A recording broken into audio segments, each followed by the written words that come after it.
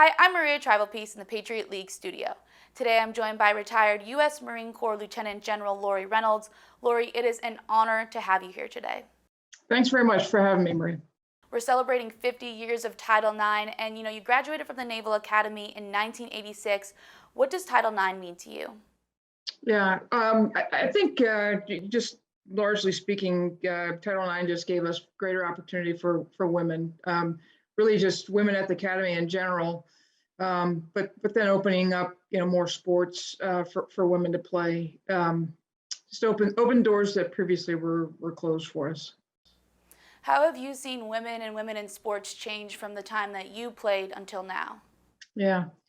Well, number one, I think there are more sports available for women, but I also think there's greater attention being given to women in sports, and certainly opening up those opportunities that we talked about. Watching, for example, my alma mater, watching maybe women's basketball play, simple things like having the same uniforms that the men have. Those kinds of things have fundamentally changed since I graduated a long time ago.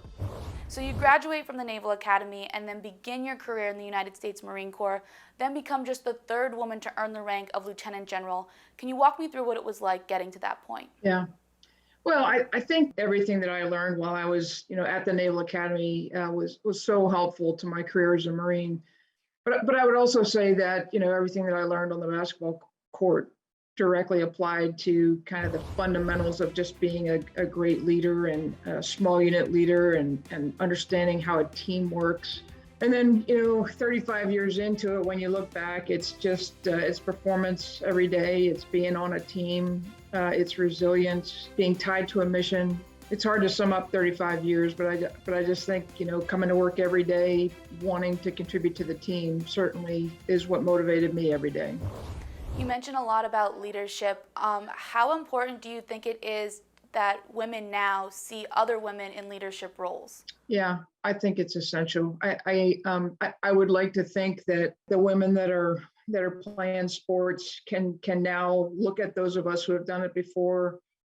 I mean, look, there are doors open now that, when I graduated from the Naval Academy, women couldn't fly on aircraft. Women couldn't go aboard ship, as a Marine. And now we have Marines who are astronauts, female Marines. We have opened every door that needed to be opened. And so I think they may take it for granted that all of those jobs are open to them, but I think certainly being able to look up and see that there are women doing the things that they may dream of doing is an encouragement and is an inspiration, I would hope. What were some of the biggest challenges getting those doors opened? Yeah. You got to create a bunch of true believers around you.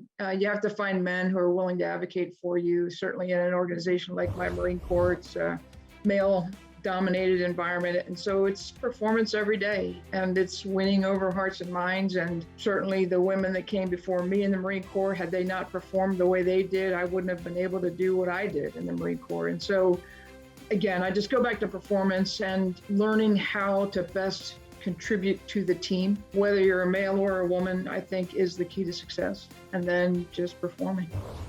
You also speak a lot about inclusion and diversity in the Marine Corps. Why is that something you're so passionate about? Yeah, because it matters. I think that, look, we're the greatest country in the world. Why? Because we open our borders and we allow people to come here and to be successful and to find a place and to belong.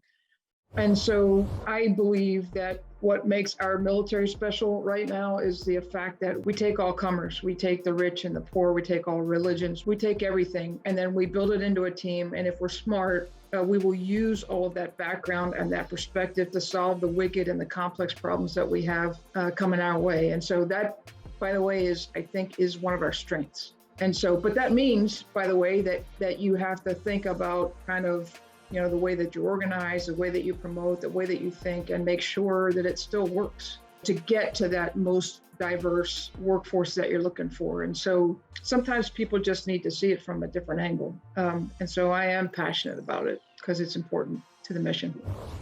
What would your advice be to a little girl who maybe wants to do something that women aren't, quote unquote, supposed to do?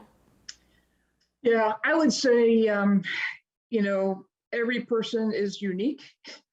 And it's really important that you not let people tell you who you should be or how you should be it.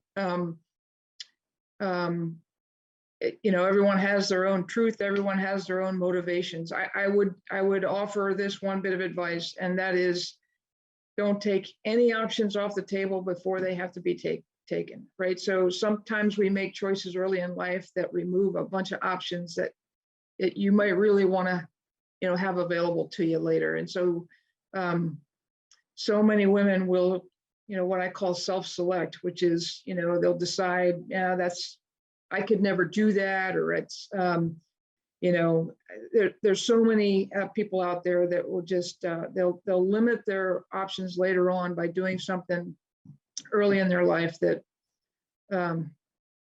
just limits the options. And just be really cautious about that. Leave every option on the table as long as they can be there, because you never know. You just never know what's going to happen. Well, that is great advice. And Lori, thank you so much again for joining us today. I really, really appreciate it. Sure thing. Thanks for talking to me.